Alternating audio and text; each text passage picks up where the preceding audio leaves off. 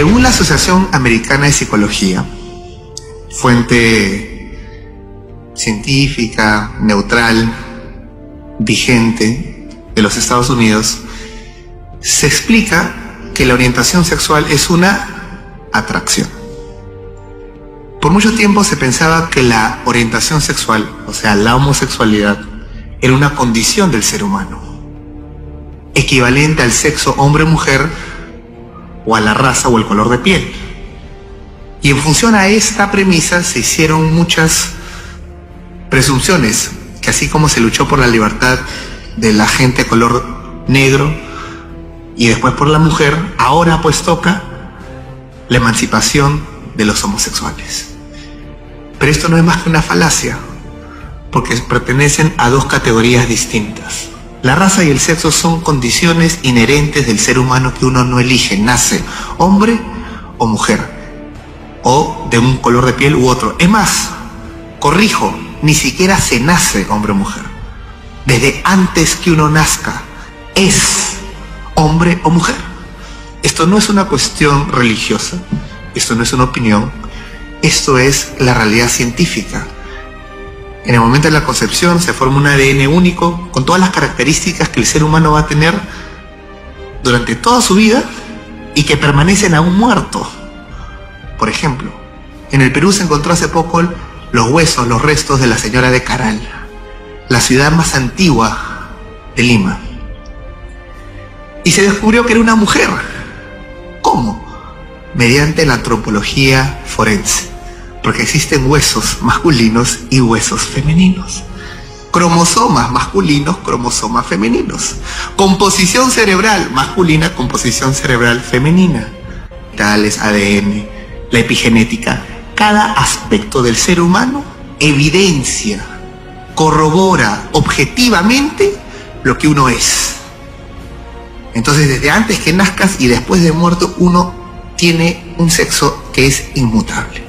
Pero la orientación sexual, según lo define la psicología, es solamente una atracción, es un gusto. Y este gusto puede ser romántico, sexual o afectivo duradero hacia otros, pero finalmente es un gusto. Uno podría decir entonces, así como hay orientaciones sexuales, también existen orientaciones gastronómicas y orientaciones deportivas, que son gustos. Y si a alguien no le gusta el cuy, no es cuifóbico. Si a alguien no le gusta a los hombres, no es homofóbico. Y si a alguien no le gusta la Alianza Lima, no es alianzafóbico. Porque las atracciones, los gustos, los sentimientos no pueden ser ni protegidos, ni promovidos por la ley, ni regulados. ¿Por qué? Porque pertenecen al ámbito íntimo y privado del ser humano. Uno elige, decide vivir como le plazca, para bien o para mal.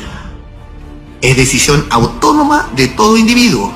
Pero hoy en día lo quieren equiparar a una característica inherente equivalente al sexo o la raza.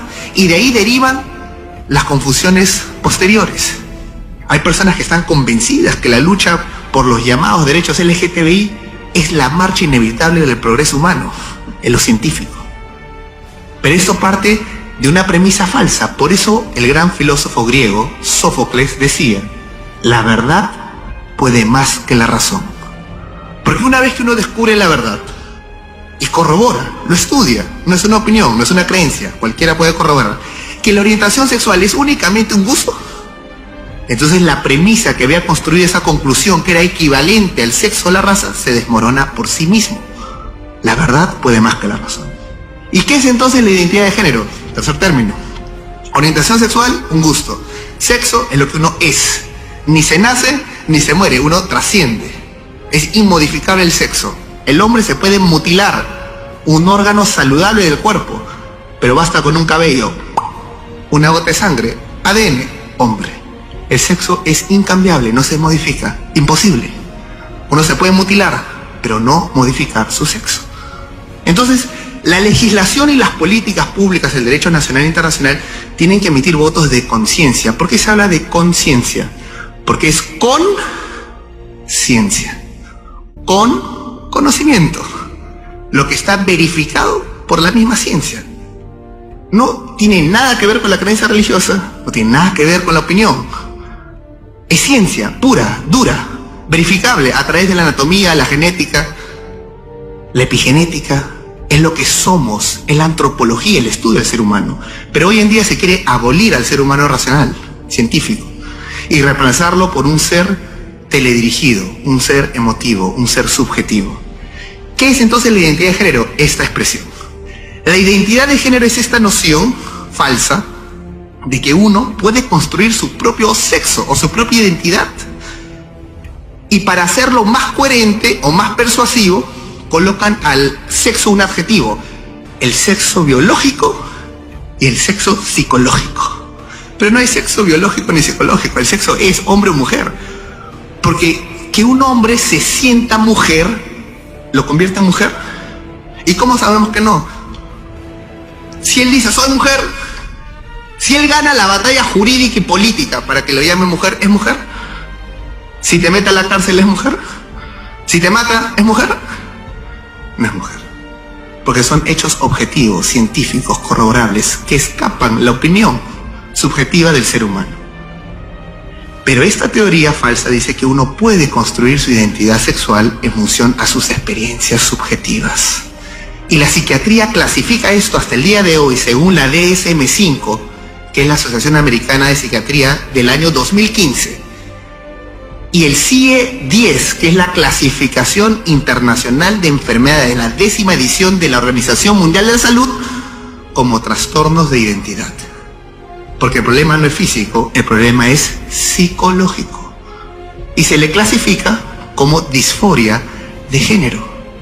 En el DSM-4 se le clasificaba como disforia de identidad de género. O sea, han retirado un término clínico y lo están promoviendo en política pública para que de ella emanen supuestos derechos. Siguiente. Sí, bueno, hay una pausa. Ese es el caso de un peruano. El primer hombre que se mutiló su órgano reproductor ganó la batalla política y jurídica nacional en el Perú y en Francia para que sea reconocido como una mujer. Cambió su nombre a mujer, cambió su sexo a mujer, sexo ficticiamente, ¿no? Políticamente. Y después denunció al Estado francés y recuperó su identidad, su nombre de Carmen Claudia Fernando y su sexo de mujer a hombre. Y cuando llega el caso a la Corte Suprema de Francia, los jueces piden y solicitan las pruebas médicas. Examen bioquímico, ¿qué dice? Hombre. Genético, hombre. Cromosomático, hombre. Obviamente es hombre. Recuperó su identidad, su nombre, y ahora es Fernando Ñampari. Siguiente, por favor. Ahí hay un caso de una imagen de un niño, Tomás, inglés, de 8 años, que sus madres, que supuestamente lo habían adoptado, que en realidad eso es una precisión importante. Puede sí, pero debe de haber adopción de parejas homosexuales, o dos hombres, o una pareja, una persona soltera. ¿Existe el derecho a adoptar? Muy bien, no. ¿Y por qué no? Porque existe el derecho del niño a ser adoptado. ¿Y por qué? Porque existe el interés superior del niño a recuperar lo que perdió un padre y una madre. El niño no es un producto, no es un saco de arroz para satisfacer un vacío emocional, sentimental o una meta ideológica. El ser humano no es un medio de realización de nadie, es el fin supremo del Estado. Pero en países donde han subdesarrollado en sus políticas, han ido en un regreso moral, permiten este caso. Y este niño Tomás, siguiente, de 11 años, sus madres decidieron aplicarle hormonas, siguiente, y ya no llamarlo Tomás, sino Tammy, de 11 años. Tammy. Le inyectaron bloqueadores de hormonas para evitar que desarrolle su vello facial, cambio de voz, hombros. Y esa es una experimentación directamente con los seres humanos, al estilo nazi. Se está experimentando con los seres humanos, deconstruyéndolo primero, porque no respetan su identidad científica. No eres lo que eres lo que sientes. Es la voluntad del hombre por encima de la naturaleza. El lema de Hitler, que puso el ciclo de la vida, el símbolo budista, 45 grados al costado, para decir que la mera voluntad del hombre era capaz de modificar el ciclo natural de la vida. Es lo mismo. Siguiente. Y esto, en vez de ser denunciado, lo celebran y ya no le llaman ideología de género. Nada menos que National Geographic de este año, en su portada de febrero, ya no le llama ideología de género, sino revolución de género. Y en la portada hay un niño, hombre de 9 años, vestido de mujer, que le dicen que es su derecho decidir qué ser. ¿Y por qué se dan estas situaciones de supuestos derechos sexuales del niño o a la identidad? Porque finalmente el Estado lo que hace es deconstruir la primera institución que es el fundamento y la base de la sociedad, que es la familia. Y al destruir la familia, entonces el Estado se asume como el ente regulador moral de cómo administrar tu vida personal y familiar. Por ejemplo, en Noruega hay un caso particular. Noruega, que uno pensaría que es un país plenamente desarrollado, tiene un problema actualmente. Las familias, existe una institución del Estado que se dedica, el Estado, a evaluar cómo desarrollas la crianza de tus hijos. Y han investigado a más de 44.000 familias. Imagínense que tocan a su puerta de su casa. Queremos saber cómo crían a su hijo. Ah, no, aquí hay mucha homofobia. No. ¿Y saben qué pasa? Secuestran a su hijo. Se lo lleva el Estado. Y le entregan en adopción. ¿Por qué? Porque ya la familia fue abolida. No hay derechos de familia. El ciudadano, el buen ciudadano de la buena ciudad que tenía servidores públicos, ahora se ha convertido en un súbdito, un sujeto del Estado, carente de derechos. ¿Tienes ahí el video? Entonces, des souffrances individuelles. On m'a enlevé mes 2 garçons il y a 2 ans et demi. Se mêlent à des mémoires brisées. Le 3 décembre 2015, j'ai perdu 5 enfants. Ils ont failli en prendre 6. Ses parents et des milliers d'autres sont en lutte contre le système de protection de l'enfance, appelé Barnevernet en Norvège. Ces agents sont présents dans toutes les communes. Chaque année, ils enquêtent dans plus de 44 000 familles. C'est 3 fois plus qu'en France. Et chaque jour, ils décident de placer 4 à 5 enfants. Cada día deciden retirar de 4 a 5 niños. Imagínense. El Estado propietario de sus hijos. Cada año 44.000 familias. No es que una sola vez, cada año repiten. Y se llevan 4 o 5 hijos, lo dan en adopción. Pierden la patria potestad. ¿Y por qué se dio esto? Y ahora vamos a ir a terminar la parte de las diapositivas para explicarlo. Y saltémonos a la Declaración Universal de los Derechos Humanos, por favor. Porque ya el Estado dejó de reconocer una realidad que antecede el Estado, inclusive antecede la religión. ¿A qué me refiero? A la familia. Para ahora pretender definirlo, establecerlo. ¿El Estado puede definir lo que es la familia? ¿Nosotros podemos definir o establecer qué es familia?